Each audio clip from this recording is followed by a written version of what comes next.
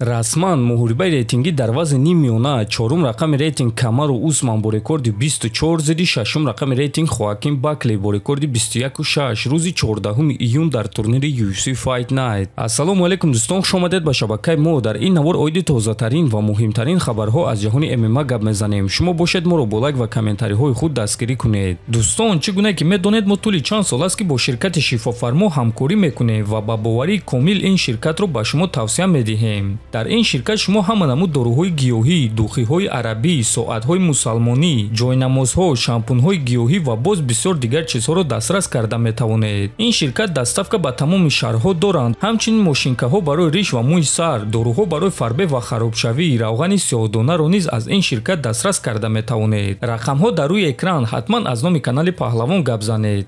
Ташкилоти UFC расман сеюм муҳориба байни Дастин Порие ва Макс Холлоуэро эълон карданд ва акнун ин муҳориба рӯзи 20 июл дар турнири UFC 318 баргузор мегардад. Хотиррасон мекунем ки онҳо аллакай ду маротиба ҷангиданд ва ҳар ду маротиба Порие ғолиб шудааст. Акнун сеюм муҳорибаи онҳо барои камарбанди BMF мешавад ки айни замон ин камарбанд дар дасти Холлоуэ аст. Ҳозир бошад биёед мебинем ки худи Порие оиди ин муҳориба чӣ гуфтааст.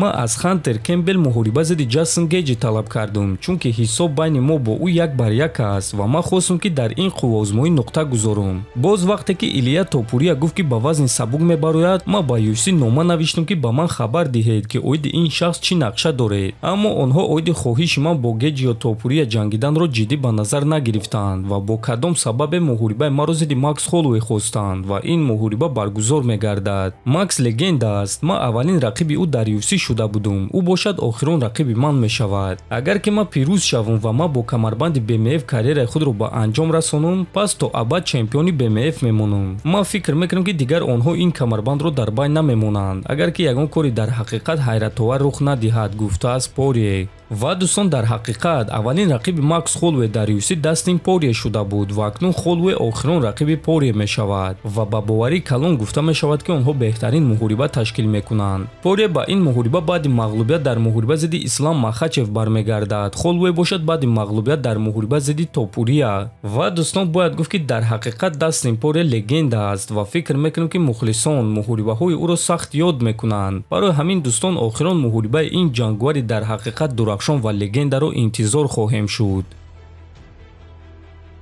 шаби гузашта турнири UFC Fight Night баргузор гардид ки ин турнир хеле дурахшон ва ҷолиб шуд. Дар ин турнир нокаутҳои хеле дурахшон шуданд ва яке аз ин нокаутҳо шояд ки беҳтарин нокаути соли 2025 шавад. Дар муҳорибаи асосии турнир ду ҷангвари топи вазни нимёна Иен Гери ва Карлос Пратес вохӯрданд ки онҳо муҳорибаи хеле дурахшон тамоми 5 раунд нишон доданд ва дар натиҷа Гери бо қарори доваро пирӯз шуд ва ҳамин гуна мағлубияти худро дар муҳориба зидди Шавқат Раҳмонов маҳкам кард. Ногуфта намонад ки ӯ ин муҳорибаро дар муддати кӯтоҳ қабул кард ва баъди турнир Дана Вайт гуфт ки ӯ ҷангвари эҳтиётӣ дар муҳорибаи Билол Муҳаммад зидди Ҷек Дела Маддалена мешавад ки аллакай рӯзи 10 май дар турнири UFC 315 баргузор мегардад. Ҳамчунин дар ин турнир Ислам Алискеров баромад кард ки рақиби ӯ Андре Муниз шуд ва Алискеров аллакай дар якум раунд бо тариқи нокаути техникӣ ғалаба ба даст оварда мағлубияти худро дар муҳориба зидди Роберт Уитакер маҳкам кард. Ин муҳориба ба Муҳаммад Наимов ва Ҳабиб Нурмагомедов писанд омад ки реаксияи онҳо чунин буд. Муҳаммад Наимов: эълони калони икрам UFC Kansas City.